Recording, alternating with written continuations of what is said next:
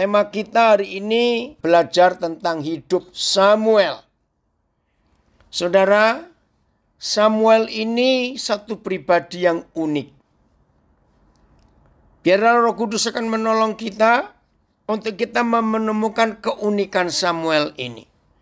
Dan dalam Alkitab, Samuel ini satu-satunya nabi dan imam yang tidak pernah dilantik atau diurapi. Nah, ini mengagumkan. Maaf, maka itu yang masih hobinya pengurapan-pengurapan, ternyata ada saudara kita, orang hebat.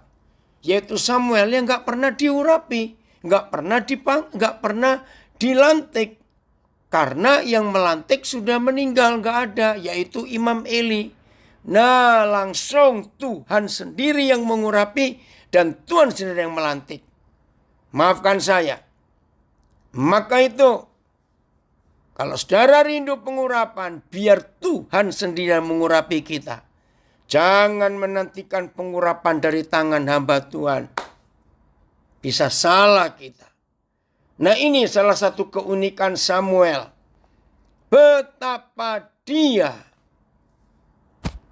langsung dilantik oleh Tuhan dan diurapi sendiri oleh Tuhan. Itu jauh lebih indah, maaf, daripada kita sibuk minta pengurapan dari Tuhan lewat tangan hamba Tuhan. Kalau memang bisa, ya enggak apa-apa. Tapi setelah saya tahu firman ini, maka saya lebih senang kalau langsung tangan Yahweh Tuhan yang ada di atas hidup saya, atas hidup saudara. Samuel pasal pertama, ayat pertama. 1 Samuel pertama, ayat pertama. Lahirnya Samuel. Ada seorang laki-laki dari Ramataim Sofim. Dari pegunungan Efraim, namanya Elkanah bin Yeroham bin Elihu bin Tofu bin Zub, seorang Efraim. Orang ini mempunyai 2 istri. Nah, ini jangan diikuti ya, ini zaman dulu. Awas. Ya. Yang seorang bernama Hana, yang lain bernama Penina. Penina mempunyai anak, tetapi Hana tidak. Orang itu dari tahun ke tahun pergi meninggalkan kotanya untuk sujud menyembah dan mempersembahkan korban kepada Yahweh semesta alam di Silo. Dari tahun ke tahun. Berarti Elkanah ini seorang suami yang takut Tuhan, yang taat kepada Tuhan. Sehingga dia melakukan ibadah. Nah, waktu itu Yerusalem belum ada. Adanya di Silo. Ya, Daud yang membangun dan menemukan Yerusalem. Orang itu dari tahun ke tahun, saya ulang ayat 3, pergi meninggalkan kotanya untuk sujud menyembah dan mempersembahkan korban kepada Yahweh semesta alam di Silo. Di sana yang menjadi imam Yahweh ialah kedua anak Eli, Hofni dan Pinehas. Nah, ini yang kita tidak bisa bahas panjang. Hofni dan Pinehas anak Imam Eli ini sangat-sangat tidak rohani hidupnya. Walaupun jabatannya imam, tapi mereka maaf, kurang ajar kelakuannya. Pada hari Elkanah mempersembahkan korban, diberikannya kepada Penina istrinya dan kepada semua anaknya yang laki-laki dan perempuan masing-masing sebagian. Meskipun ia mengasihi Hana, ia memberikan kepadanya hanya satu bagian. Sebab Yahweh telah menutup kandungannya. Jadi Hana enggak punya anak, maka itu enggak dapat bagian persembahan. Tetapi madunya selalu menyakiti hatinya supaya ia gusar. Karena Yahweh telah menutup kandungannya. Demikianlah terjadi dari tahun ke tahun. Setiap kali Hana pergi ke rumah Yahweh, Penina menyakiti hati Hana sehingga ia menangis dan tidak mau makan. Lalu Elkanah suaminya berkata kepadanya, Hana, mengapa engkau menangis dan mengapa engkau tidak mau makan? Mengapa hatimu sedih? Bukankah aku lebih berharga bagimu daripada 10 anak laki-laki? Ini suami yang hebat, tetap menerima bagaimanapun keadaan istrinya dan kekurangan istrinya. Enggak punya anak, tapi Elkanah tetap mengasihi Hana. Pada suatu kali, setelah mereka habis makan dan minum di Silo, Berdirilah anak. Sedang Imam Eli duduk di kursi dekat tiang pintu bait suci Yahweh. Dan dengan hati pedih, ia berdoa kepada Yahweh sambil menangis terseduh-seduh. Kemudian bernasarlah ia, katanya, Yahweh semesta alam, jika sungguh-sungguh engkau memperhatikan sengsara hambamu ini dan mengingat kepadaku dan tidak melupakan hambamu ini, tetapi memberikan kepada hambamu ini seorang anak laki-laki, maka aku akan memberikan dia kepada Yahweh untuk seumur hidupnya, dan pisau cukur tidak akan menyentuh kepalanya. Nah, dalam hukum perjanjian lama, seorang imam yang dipilih, nabi yang dipilih oleh Yahweh Tuhan, itu nggak boleh dicukur rambutnya, biar panjang. Maka itu Hana mengucapkan nasar ini kepada Yahweh Tuhan. Ketika perempuan itu terus-menerus berdoa di hadapan Yahweh, maka Eli mati mulut perempuan itu. Dan karena Hana berkata-kata dalam hatinya, dan hanya bibirnya saja bergerak-gerak, tapi suaranya tidak kedengaran, maka Eli menyangka perempuan itu mabuk. Seterusnya saya nggak usah baca ayat 19. Keesokan harinya bangunlah mereka itu pagi-pagi, lalu sujud menyembah di hadapan Yahweh. Kemudian pulanglah mereka ke rumahnya di Rama.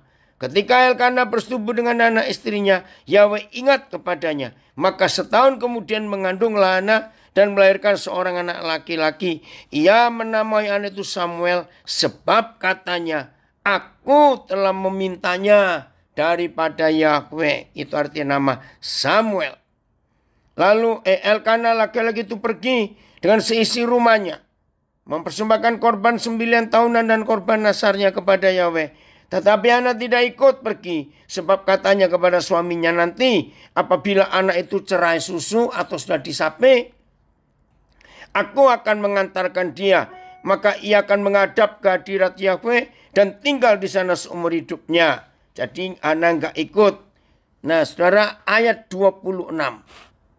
Lalu kata perempuan itu, mohon bicara tuanku, demi tuanku hidup. Kepada Eli, Hana berkata seperti ini, akulah perempuan yang dahulu berdiri di sini dekat tuanku untuk berdoa kepada Yahweh. Untuk mendapat anak inilah aku berdoa, dan Yahweh telah memberikan kepadaku apa yang kuminta daripadanya. Maka aku pun menyerahkannya kepada Yahweh seumur hidup, terserahlah ia kiranya kepada Yahweh. Nah, kalimat terakhir ayat 28 ini yang harus dibuat oleh semua ibu, semua mama terhadap anak-anaknya yang masih kecil. Lalu sujudlah mereka di sana. Siapa mereka? Hana dan Samuel yang masih umur setahun kurang lebih. Sujud menyembah kepada Yahweh di Silo, di rumah Yahweh Tuhan.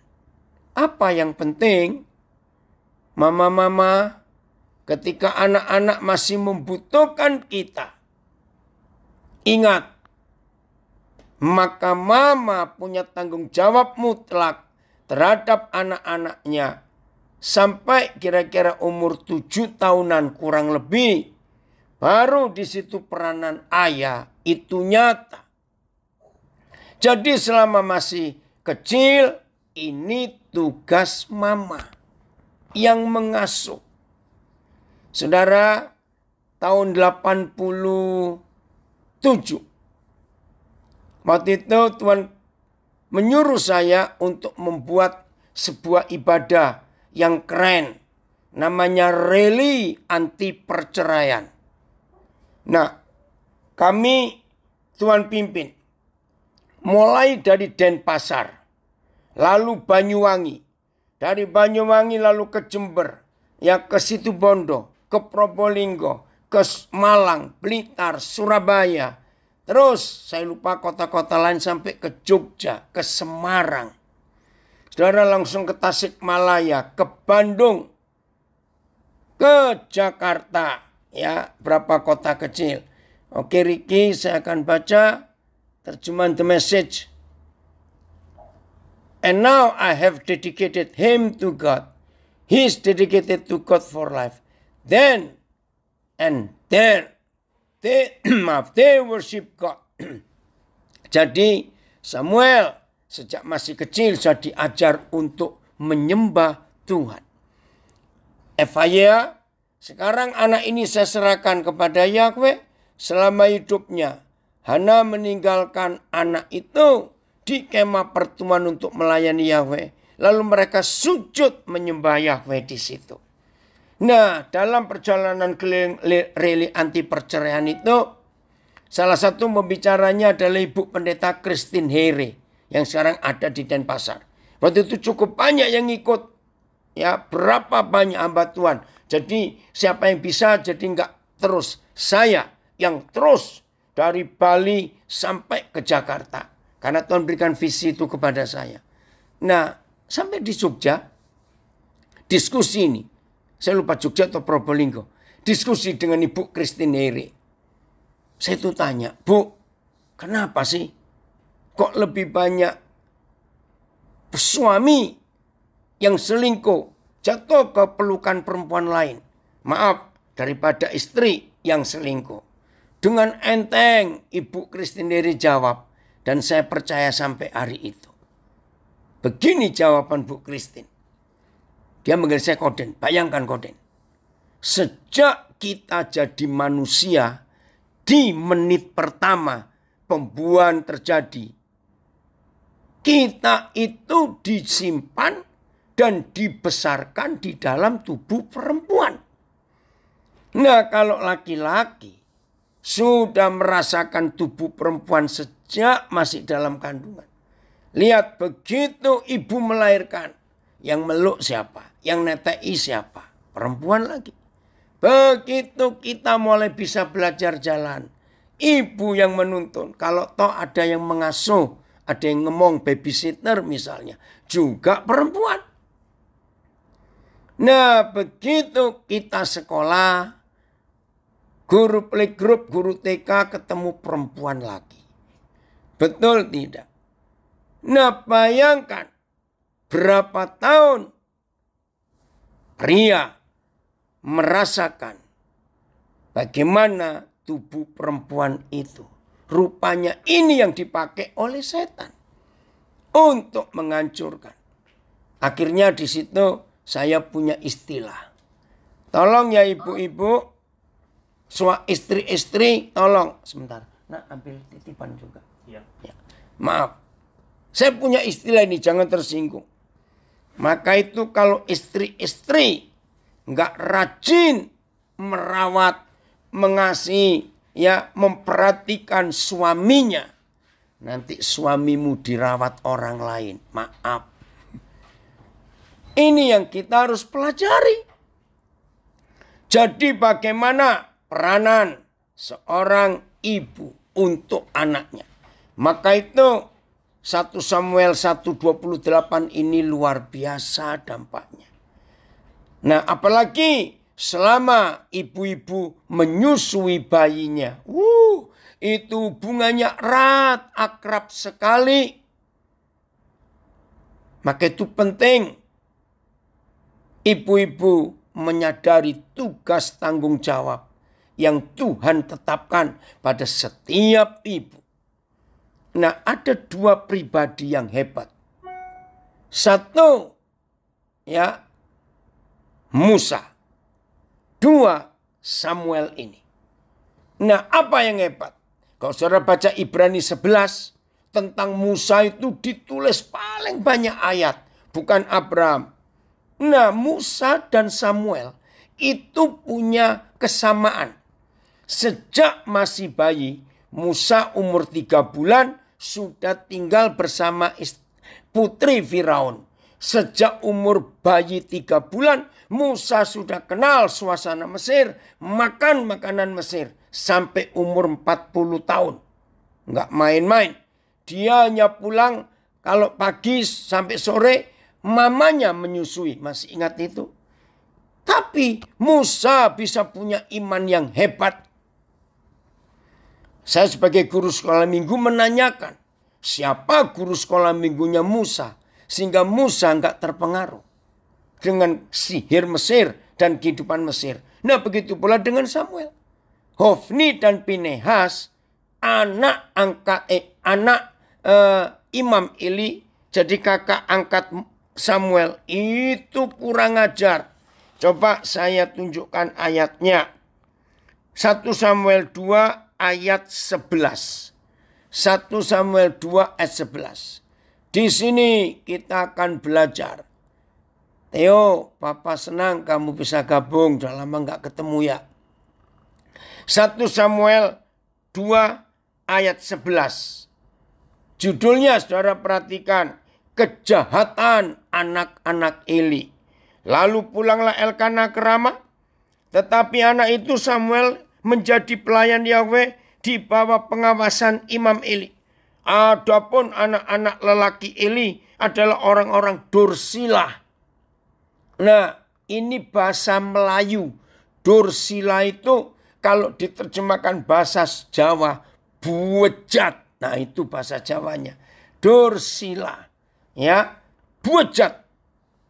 Nah, Samuel sejak umur 1 tahun kurang lebih tinggal satu rumah dengan 2 kakak angkat yang Dursila. Coba yang berapa terjemahan? Apa kata Dursila di ayat yang lain? Anak-anak Eli adalah orang-orang berkelakuan jahat. Mereka tidak mengenal Yahweh. Terjemahan lama, Arakian, itu bahasa Melayu. Maka anak laki-laki Eli itu orang jahat adanya. PS, jahat sekali. Dursila, bejat. Jahat kelakuannya. Nah, saudara, ini yang saya mikir. Musa sejak umur 3 bulan tinggal di suasana Mesir. Ya, makan makanan Mesir. Kok tidak bisa? Ada yang komen, yang sangat disayangkan ibu-ibu zaman now. Tidak mau menyusui, tapi disedot pakai alat, takut kalau rusak tubuhnya. Ya, bertobat ibu-ibu seperti itu. Nah, Samuel juga begitu. Tinggal dengan 2 kakak angkat yang Dursila. Tapi kok nggak ketularan, nggak terpengaruh. Saudara, maka itu saya sebagai guru sekolah minggu melihat itu, wih hebat sekali. Nah, jawabannya sama. Antara Musa dengan Samuel ditulis konsep yang sama. Apa itu? Ibunya menyusui anaknya. Maka dari 2 tulisan ini saya tahu begitu hebat pengaruh bayi di tetek mamanya, itu luar biasa. Jadi selama mamanya Musa nyusuin Musa, sebelum Musa diambil mutlak oleh putri Firaun, maka firman disampaikan sekian jam setiap hari. Hana juga begitu, menyampaikan firman selama menyusui bayi Samuel ini. Mengingatkan kembali apa yang Tuhan sudah kerjakan selama dia berdoa dan sampai dia mengandung.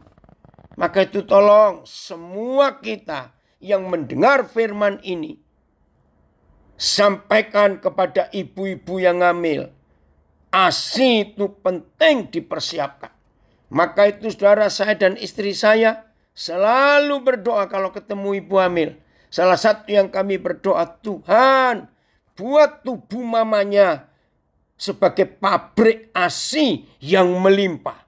Sehingga anakmu ini kira-kira sampai umur 6 bulan, itu batas minimumnya. Makan makanan surgawi dari tubuh mamanya. Dan selama ibunya menyusui, hubungan batin, ibu-ibu sampaikan firman.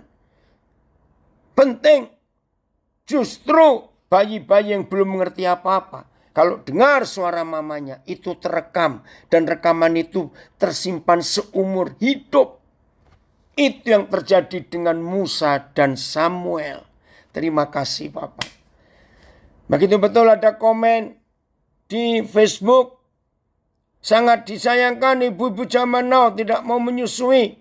Tapi sedot pakai alat takut kalau rusak tubuhnya. Ayo semua ibu-ibu bertobat. Saat ibu menyusui, apakah jiwa si ibu menjadi satu dengan anaknya? Pertanyaan betul. Semua kehidupan. Maka itu penting ibu-ibu. Udah ya, jadi Samuel tidak terpengaruh. Luar biasa. Sekarang pasal 3. Wah, ini seru. 1 Samuel 3. Kita melihat ayat ini. 1 Samuel pasal 3. Terima kasih Bapak. Samuel yang muda itu, terjemahan betul, yang masih anak-anak. Coba lihat berapa terjemahan yang lain. Bukan muda, seharusnya anak-anak. Masih muda, orang muda. Nah lihat tuh BIS. Sementara itu Samuel yang masih anak-anak. Betul. MLT, Samuel yang masih kecil itu. Samuel yang muda itu, Samuel yang muda. Nah, sementara itu Samuel yang masih anak-anak itu. Ya, jadi Samuel itu masih anak-anak. Oke, bukan muda, masih kecil. Ya, menjadi pelayan Yahweh di bawah pengawasan Eli. Ya, sebentar. Nah, saudara, ini masalah yang terjadi. Ya, pada masa itu jarang sekali ada pesan dan penglihatan dari Yahweh. Ini BIMK. Ya, saya baca terjemahan barunya. Samuel yang masih muda itu menjadi pelayan Yahweh di bawah pengawasan Eli. Pada masa itu firman Yahweh jarang. Penglihatan pun tidak sering. Ini masalah. Bahasa Jawa. Dek semono Samuel isi bocah. Ini bahasa Jawanya. Isi bocah. Ngabdi marang Gusti diawasi dening Eli. Lan arang banget. Ono dawuh sarta wahyu saka Gusti. Nah, jadi ini masalah di Israel pada hari itu. Oh, terima kasih. Anak saya Theo cerita. Hedi menyusui sampai 6 bulan untuk Darren. Itu cucu saya. Puji Tuhan. Nah, ketika seorang pemimpin nggak dapat pewahyuan, nggak dapat visi, nggak dapat penglihatan, sehingga visinya jarang, firman jarang, visinya tidak sering, hancur negeri itu. Maka itu rekan-rekan gembala, rekan-rekan hamba Tuhan, penting sekali dalam hidup kita. Penting. Mendapat pewahyuan, revelation. Mendapat hal-hal baru dari Bapa di surga. Penting. Terima kasih untuk itu Tuhan. Tolong kami. The message. The boy. Not the boy. Anak kecil. Samuel was serving God under Eli's direction. This was at a time when the revelation of God was rarely heard or seen. Jadi ketika Samuel yang masih anak-anak itu menjadi pelayan Tuhan di bawah tuntunan Eli. Waktu itu revelation of God, pewahyuan dari Tuhan sangat jarang didengar atau dilihat. Kacau. Ayat 2. Pada suatu hari Eli yang matanya mulai kabur dan tidak dapat melihat dengan baik sedang berbaring di tempat tidurnya. Nah, saya tanya dulu, tolong yang di Facebook, Instagram, Zoom jawab. Berapa kali Samuel dipanggil oleh Tuhan malam itu? Berapa kali? Ayo. Puji Tuhan, ada yang puji Tuhan, anakku kembar. Lahir beratnya 2,8 dan 3 kilo. Kata suster, ini kembar sehat, tapi menyusui 2 tahun. Puji Tuhan. Dan puji Tuhan jarang sakit. ASI itu memang luar biasa. 3 kali Pak Andreas. Siapa lagi yang jawab? 3 kali yang di Instagram. Ada yang jawab 4 kali. Ada yang 5 kali. Yang di Facebook 3 kali. Oke, cukup. Yang betul 4 kali Yahweh Tuhan memanggil. Oh, ini berapa orang menulis? Ada 4 kali, 4 kali. Puji Tuhan. Ayo kita lihat. Ayat yang ketiga. Ayat keempat. Lalu Yahweh memanggil Sam. Saya pakai didramakan ya, Sam. Dan Samuel menjawab, ya Papa. Dia pikir Eli yang panggil. Serta maaf, ya Papa. Ayat 5. Lalu berlarilah ia kepada Eli. Serta katanya, ya Papa, bukankah Papa memanggil aku? Saudara lihat, orang tua kalau sudah tidur, nyenyak, dibangunkan. Itu kan susah tidur lagi. Orang tua itu ya biasanya begitu. Nah, Eli nggak suka. Aku tidak memanggil, tidurlah kembali. Lalu pergilah Samuel tidur. Ayat 6. Dan Yahweh memanggil Samuel sekali lagi. Ini kedua kali. Samuel pun bangun. Lalu pergi mendapatkan Eli. Serta berkata, ya Papa, bukankah Papa memanggil aku? Nah, nadanya mulai tinggi Samuel. Tetapi Eli berkata, pasti mulai tinggi juga nadanya Imam Eli. Eli berkata, aku tidak memanggil anakku, tidurlah kembali. Ini yang kedua kali. Ayat yang ke-8. Dan Yahweh memanggil Samuel sekali lagi untuk ketiga kalinya. Ia pun bangunlah. Lalu pergi mendapatkan Eli serta katanya, ya Papa, bukankah Papa memanggil aku? Stop dulu. Ini salah satu keunikan Samuel yang kita harus miliki. Mari semua kita jadi Samuel. Sekali dibangunkan, ya di rumah kan cuma ada Imam Eli. Kakak angkatnya nggak tahu kemana. Ya wajar bukan kalau kita Samuel, kita langsung ke kamarnya papa kita. Nggak manggil. Tidur lagi. Dipanggil lagi. Balik ke kamar itu. Enggak, aku nggak panggil. Ayo jujur kalau kita Samuel. Ketiga kali Yahweh datang, manggil lagi. Saya pernah mencoba menjadi Samuel. Kalau Samuel model saya langsung tutup kuping saya dengan bantal. Gak ada yang manggil, gak ada yang manggil. Maaf ya, saya gak tahu kalau saudara bagaimana. Kalau saudara Samuel, kira-kira saudara bangun lagi atau tetap tidur atau kita ngomel. Dasar orang tua, maaf, mungkin sudah pikun atau bagaimana. Maaf.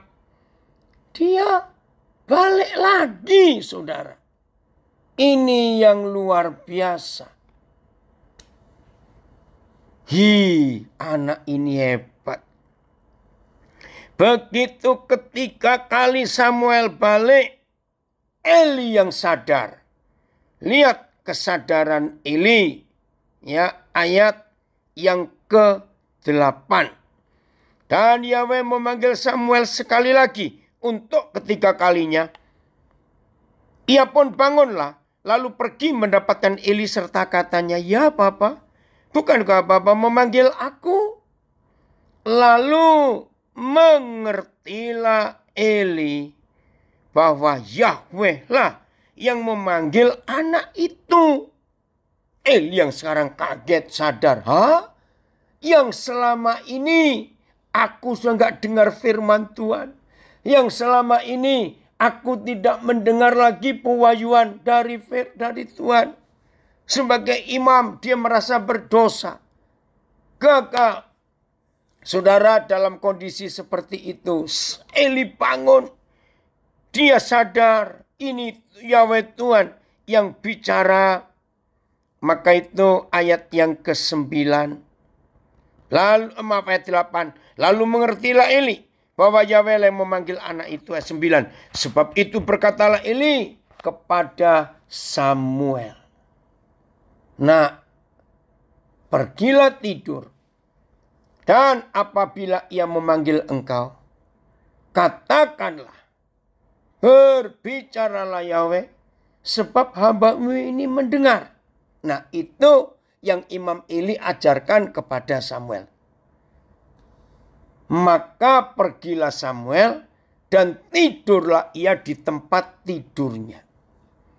Lalu datanglah Yahweh berdiri di sana keempat kali. Ya, 4 kali. Dan memanggil seperti yang sudah-sudah, Samuel, Samuel. Dan Samuel menjawab, berbicaralah sebab hamba-Mu ini mendengar. Maaf, ini intermezzo. Kira-kira kalau saudara dan saya Samuel sudah tidur nyenyak sekali, tiba-tiba Papa di surga datang di tempat tidur kita, panggil kita. Ya, masing-masing jujur ya. Kira-kira saudara bagaimana? Takut? Senang? Bingung? Ingat murid-murid ketika mereka di dalam masalah besar, angin badai menimpa perahu mereka. Tiba-tiba Tuhan Yesus datang berjalan di atas air. Masih ingat mereka bilang siapa? Hantu. Maka itu ini keunikan Samuel yang lain, saudara. Anak ini luar biasa. Nah, saya lupa tahun berapa. 80-an awal kira-kira. Saya itu mulai mikir. Ini yang salah ini siapa ya? Yahweh Tuhan atau Samuel? Sampai 4 kali tetap gak ngerti kalau ini Tuhan. Kan gak ngerti Samuel. Kalau tidak diajari Imam Eli. Nah, nanti kalau kamu dipanggil lagi sekali katakan begini-begini. Samuel kan gak ngerti. Hah? Tuhan yang mana? Lalu pertanyaan saya. Kenapa Tuhan sampai ngomong pada anak kecil sampai 4 kali? Saya berpikir. Masa sih di Israel gak ada orang lain selain Samuel? Ngerti gak pertanyaan saya? Kenapa tadi saya lewati ayat 7? Saya gak baca. Karena saya pun dulu gak sempat mikir. Ada ayat 7. Wih, begitu saya bertanya itu. Papa, ini yang salah siapa? Papa atau Samuel? Kok sampai 4 kali ini kenapa? Masa gak cukup sekali? Ayat 7-nya berapa terjemahan? Weh, begitu Roh Kudus menyuruh saya melihat ayat 7 saya yang bertobat. Oh Tuhan, ampuni.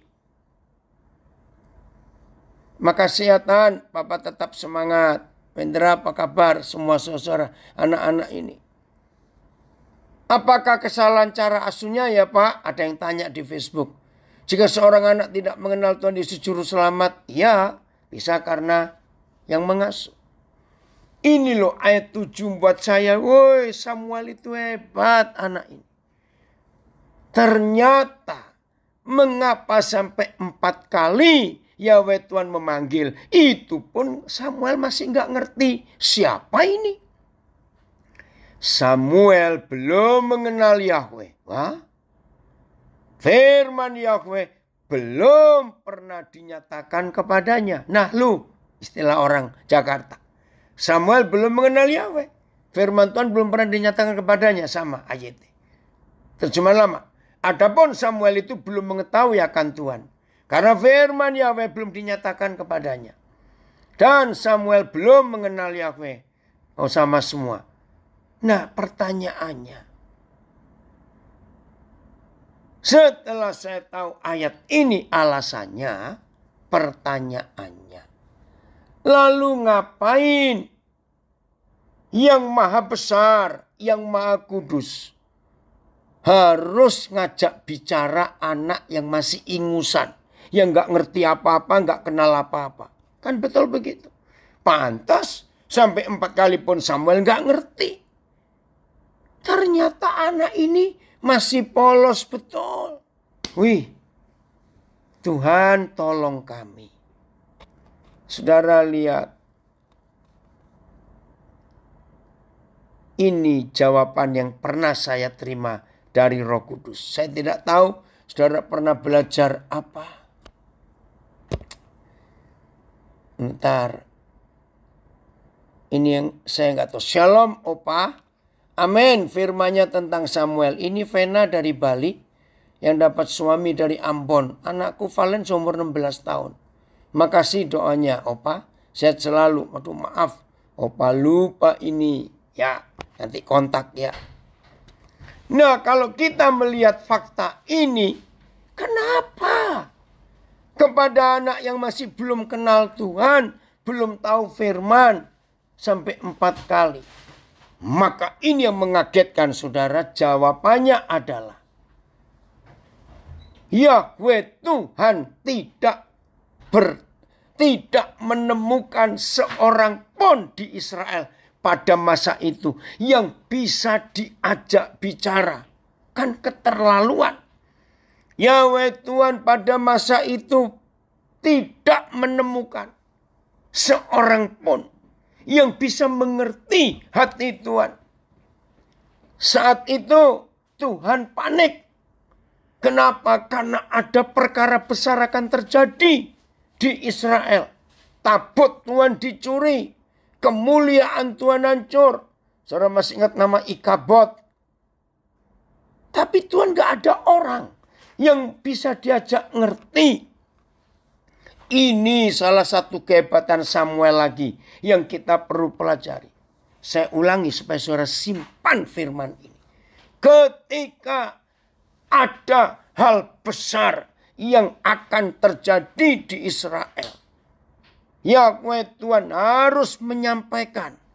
Tapi Imam Eli secara mata jasmani kabur, mata rohani juga kabur. Secara telinga jasmani juga sudah kurang pendengaran karena usia. Ternyata secara telinga rohani pun sudah budek. Tapi harus ada yang didengar. Harus ada. Tapi siapa yang mau diajak ngomong? Saya minta di hari-hari yang seperti ini. Ayo.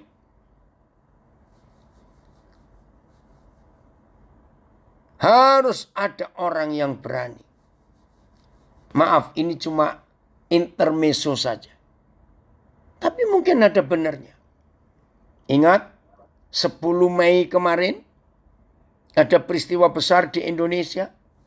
Lalu orang-orang menghubungkan peristiwa 10 Mei 4 tahun yang lalu, 2017, di pengadilan, ada seorang anak Tuhan yang berani menyampaikan pernyataan bahwa kalian tidak melawan aku, tetapi melawan Tuhan yang aku sembah. Woi, orang bisa ingat lagi peristiwa 4 tahun yang lalu.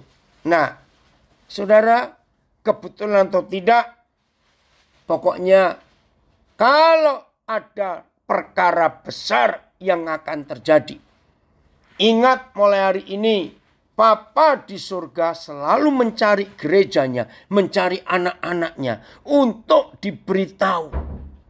Maka itu penting sekali dalam hidup kita menjadi seperti Samuel di akhir zaman ini. Berarti satu-satunya pribadi yang dianggap layak oleh Yahweh Tuhan untuk diajak bicara tentang peristiwa besar di Israel zaman itu cuma Samuel. Anak ingusan itu. Di Instagram ada komen, duh gak kebayang ya, anak kecil terima firman untuk penyelamat suatu bangsa. Betul, gak kebayang. Saudara, Maka itu di zaman seperti ini Tuhan cari Samuel. Karena kita percaya di surga masih banyak hal yang harus disampaikan kepada dunia. Baik tentang bangsa kita, tentang apa saja. Samuel sebagai anak yang tulus, murni, yang dengar-dengar akan suara Bapa. Amin. Maka itu semua kita saudara harus sungguh-sungguh. Oh terima kasih Pak Joko. Ikabod itu namanya no glory. Nggak ada kemuliaan. A son of Phinehas. So named because the capture of the ark by the Philistine. Betul. Jadi cucunya Imam Eli diberi nama Ikabod. Nggak ada kemuliaan. Karena tabut perjanjian dicuri, dirampok oleh orang Filistin. Maka itu ayo mulai hari ini semua kita menjadi Samuel akhir zaman ini. Di mana Papa perlu generasi Samuel untuk tampil. Apakah generasi bangsa ini sudah siap ya Pak Daniel? Untuk menyatakan kebenaran firman Yahweh yang harus berhadapan dengan kemajuan teknologi sekarang ini? Harus. Karena firman Tuhanlah yang membuat teknologi itu maju. Karena semuanya ada di dalam firman Tuhan dalam Alkitab. Nah ini latar belakang Samuel. Sehingga 4 kali Yahweh Tuhan memanggil dia. Nggak ngerti juga. Maka itu ketika pagi-pagi Eli sudah nggak bisa tidur lagi. Sejak ketiga kalinya Yahweh Tuhan panggil Samuel, Imam Eli nggak tidur. Begitu pagi bangun. Ini terjemahan bebas. Eli langsung cari Samuel. Kalau saya pakai terjemahan bebas ini, nak, ngomong nak, sampaikan nak. Nggak apa-apa, nggak usah takut kamu. Samuel ketakutan. Karena dia nggak ngerti firman itu. Tentang hancurnya kerajaan Israel. Oke, saudara. Akhirnya Imam Eli meninggal. Nah sekarang 1 Samuel pasal 3.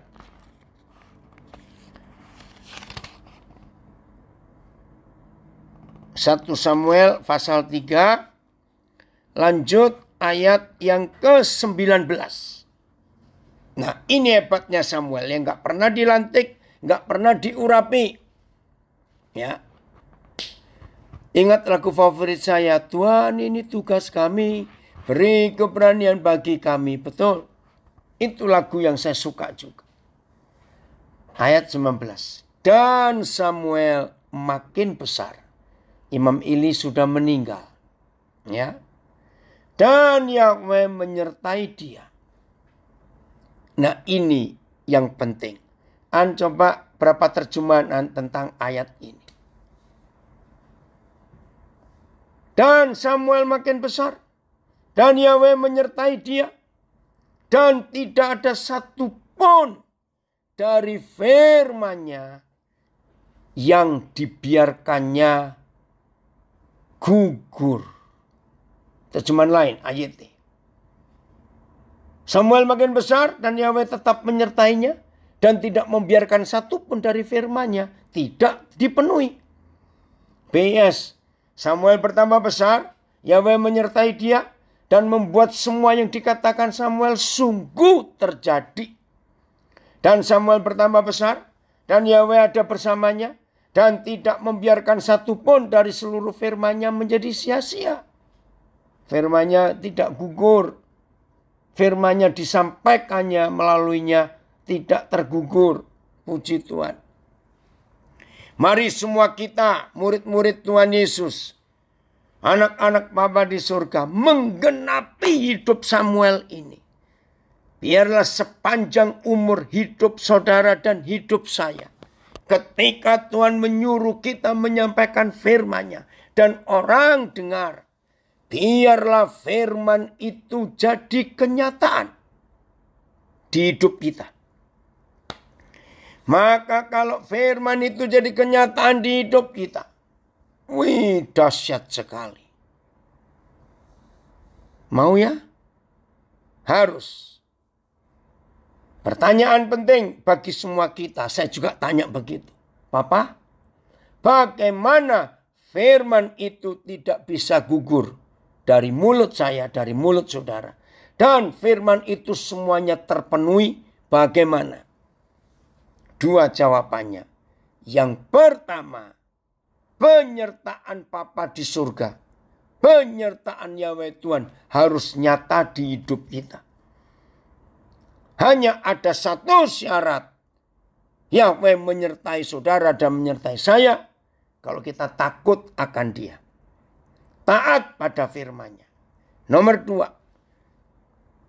Kapan? Bagaimana firman yang ada di mulut saudara dan mulut saya tidak gugur, tapi terjadi semuanya terpenuhi? Kalau firman itu kita hidupi. Maka itu yang di grup tadi pagi saya tegur saudara semuanya. Lakukan firman.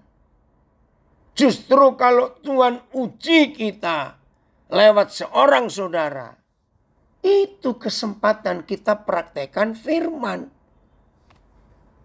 Jadi kita bukan ngurusin apa yang orang itu buat.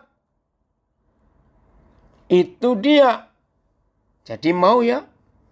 Jadi kalau saudara dan saya ingin firman itu tidak gugur dari mulut kita, berarti saudara dan saya harus menghidupi firman dan kita mentaati.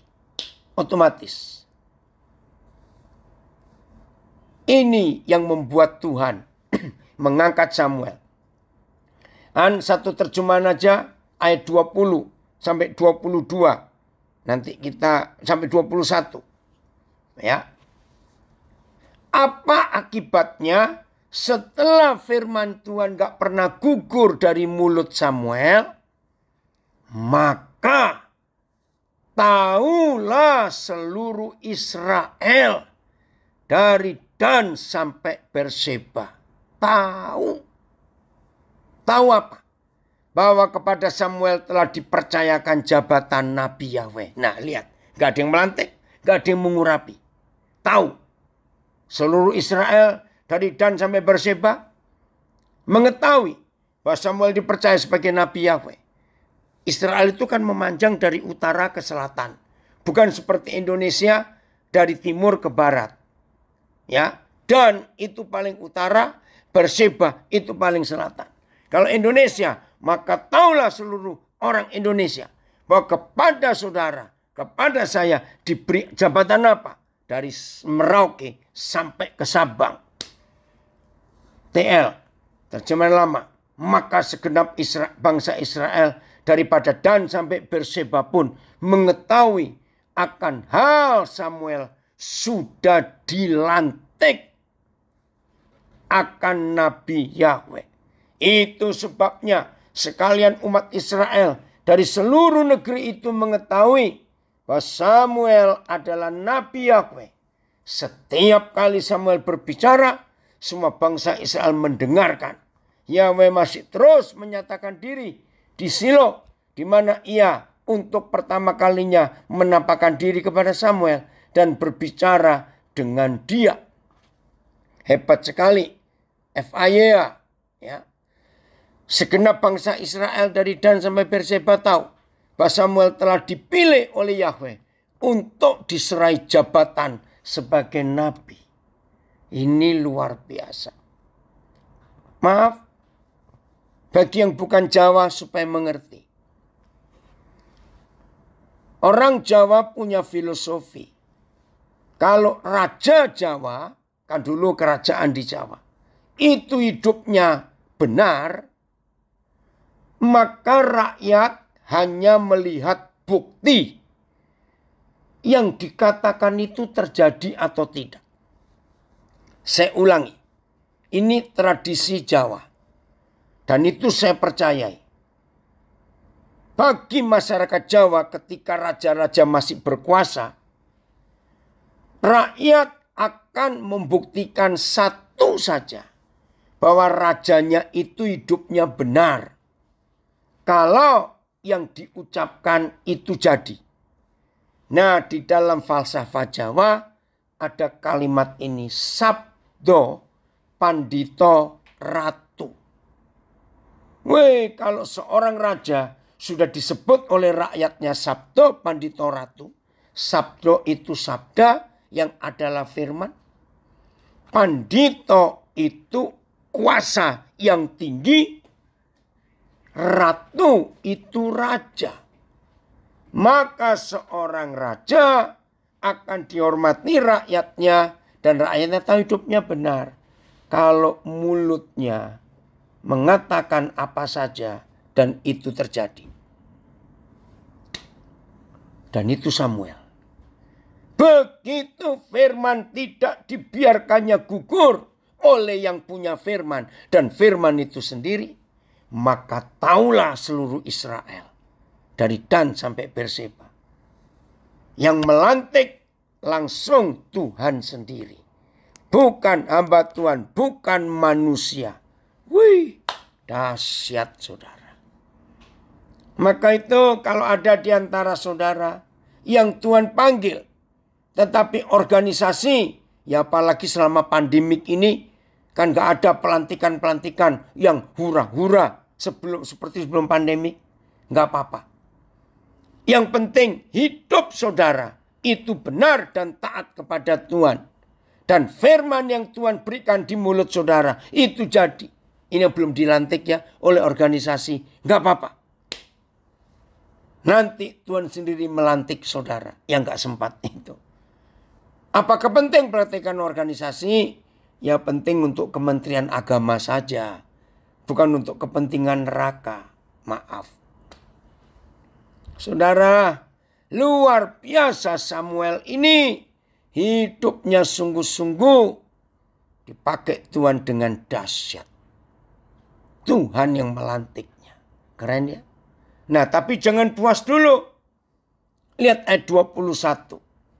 Ada apa itu? Dan Yahweh selanjutnya. Nah, kata kuncinya pada kata selanjutnya. Ada apa? Dan Yahweh selanjutnya menampakkan diri di Silo. Tahu nggak arti kata menampakkan diri? Oh, semuanya sama.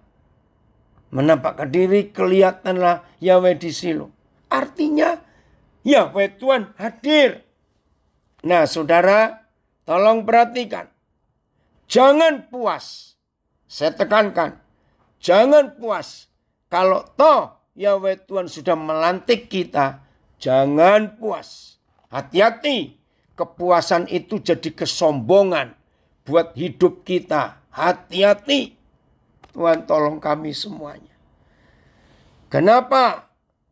Karena kehadiran Yahweh Tuhan di hidup kita harus terus nyata setiap saat.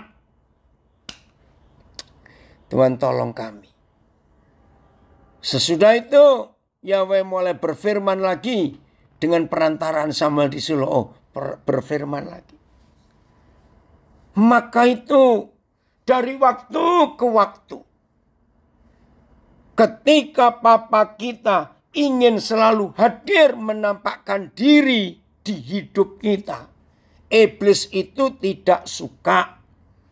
Nah, satu-satunya cara yang membuat Tuhan tidak bisa menampakkan diri kepada kita. Catat ini. Satu-satunya penyebab Tuhan Yesus Bapa di surga tidak bisa menampakkan diri kepada kita. Ketika hatimu kotor. Karena kamu tersinggung. Kamu marah. Catat itu. Serius. Karena Ibrani 12 ayat 14. Berusahalah hidup damai dengan semua orang. Dan kejarlah perdamaian itu. Sebab tanpa berdamai dengan semua orang, maka tidak seorang pun akan melihat Tuhan. Ibrani 12 ayat 14.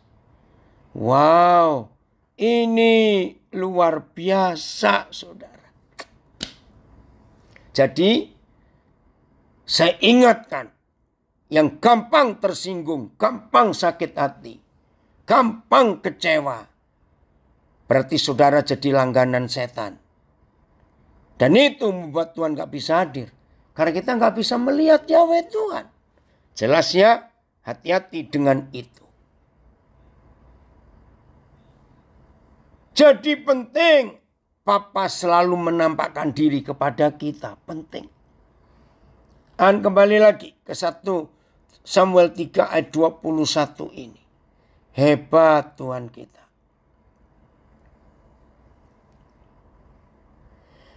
Dan Yahweh selanjutnya menampakkan diri di Shilo. Sebab ia menyatakan diri di Shilo kepada Samuel. Dengan perantaraan firman-Nya. Yahweh menampakkan diri lagi di Shilo. Sebab dia menyatakan dirinya kepada Samuel di Shilo melalui firman Yahweh. MLT. Dan Yahweh menampakkan diri lagi di Shilo. Sebab telah menyatakan dirinya kepada Samuel di Shilo melalui firman. Tolong. Yang pernah belajar tentang pengurapan. 1 Yohanes 2 ayat 27. Ini peneguhannya. Awas. Yang hobinya karunia roh. Penglihatan, nubuat, kata Tuhan. Hari ini stop. Saudara dan saya tidak boleh lebih meninggikan karunia roh, penglihatan, nubuat, ya, makrifat, kata-kata hikmat. Tidak boleh. Lebih daripada meninggikan firman. Lihat ayat ini. Bapa di surga Yahweh Tuhan menampakkan diri kepada Samuel bukan lewat penglihatan karunia roh, tapi firman-Nya. Maka itu hati-hati yang hobinya karunia roh, karunia nubuat, karunia penglihatan. Tapi dangkal dalam pengertian firman, hati-hati. Maaf, hamba Tuhan seperti itu bisa-bisa jadi dukun Kristen. Karena bukan firman yang diutamakan. Tapi karunia roh, hati-hati. Ya, itu bedanya. Jadi pengurapan itu karena firman, karena pengajaran. Bukan karena karunia roh. Biarlah ini membuat kita mengerti. Setuju ya? Anak saya Bobby dari Nabire. Puji Tuhan. Nah, sekarang pasal 4 ayat 1a. Saya nggak tahu kenapa ini. Ayat 1-nya kok dipotong. Dan perkataan Samuel sampai ke seluruh Israel. Saudara kaget nggak membaca ini? Wih, ketika Roh Kudus menerangkan, saya yang kaget. Perkataan Samuel. Loh, kok perkataan Samuel? Seharusnya kan perkataan Tuhan. Kenapa jadi perkataan Samuel? Wih, ketika Roh Kudus menjawab, saya kaget. Saudara dan saya, kalau betul-betul sudah tenggelam, sudah disedot, dihisap, masuk di dalam hidup Tuhan seperti Musa di Gunung Sinai itu. Ada yang komen di Facebook, wow, jadi karunia roh itu perlu. Tapi yang lebih penting dan terutama tetaplah firman Yahweh. Betul. Kalau cuma ngejar karunia bisa jadi dukun Kristen, saudara, hati-hati. Cobaan berapa terjemahan 1 Samuel 4 ini. Apabila saudara dan saya sudah disedot habis, dihisap oleh Tuhan, hidup kita masuk ke dalam tubuh Tuhan, pribadi Tuhan, maka perkataan kita itu otomatis perkataan Tuhan. Wih, ngeri sekali. Perkataan Samuel sampai kepada seluruh bangsa Israel sama. Maka firman itu disampaikan Samuel kepada segenap bangsa Israel. Pada masa itu, oh kenapa ini beda ya? Yang PS. Pada masa itu orang Filistin mengerahkan segenap bala tentaranya untuk menggempur Israel. Saya nggak tahu kenapa beda PS. MLT. Dan perkataan Samuel dinyatakan kepada seluruh bangsa. Perkataan Samuel sampai kepada semua orang Israel. Perkataan Samuel. Bukan perkataan Tuhan. The message. Okay. Samuel grew up. God was with him. And Samuel prophetic record was flawless. Gak akan jatuh. Everyone in Israel from Dan in the north to Beersheba in the south recognized that Samuel was the real thing. A true prophet of God. Coba the message Ricky yang pasal 4 ayat 1b. Ada enggak? Yang the message. Oke, baik. Kalau tidak ada. Nah sekarang di bagian terakhir ini. Apa yang ada di mulut saudara dan di mulut saya? Biarlah firman itu yang ada di hidup kita. Maka semua orang akan tahu. Puji Tuhan. Tuhan Yesus luar biasa. Ada yang komen, betul, Samuel dan Yahweh sudah manunggal. Betul sekali. Puji Tuhan, luar biasa. Itu kerinduan Samuel. The message, whatever Samuel said was broadcast all through Israel. Pakai kata broadcast, disiarkan. Apapun yang Samuel katakan terdengar di seluruh Israel. Hebat.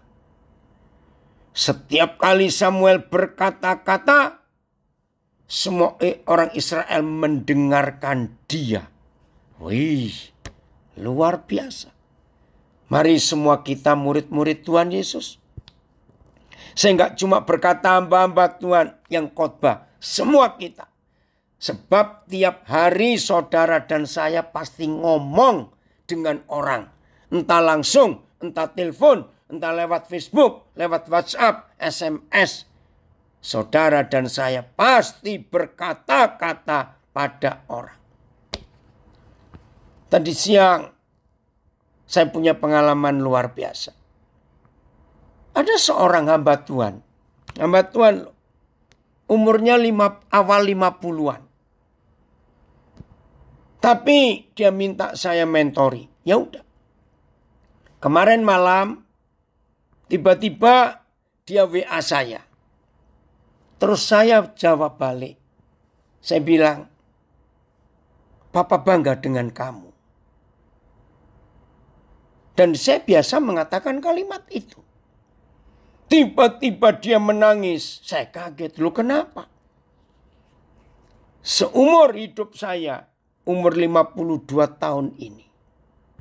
Ini kata pertama yang saya pernah dengar. Karena selama papa saya masih hidup, dia pun gak pernah ngomong. Kalau dia bangga dengan saya. Oh iya. Akhirnya tadi siang saya ajak ketemu.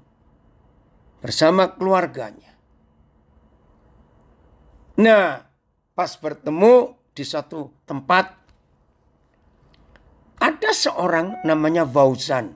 Orang Muslim dari Sunda. Berapa minggu yang lalu saya ketemu dia. Dia pelayan di satu rumah makan. Roh Kudus bicara.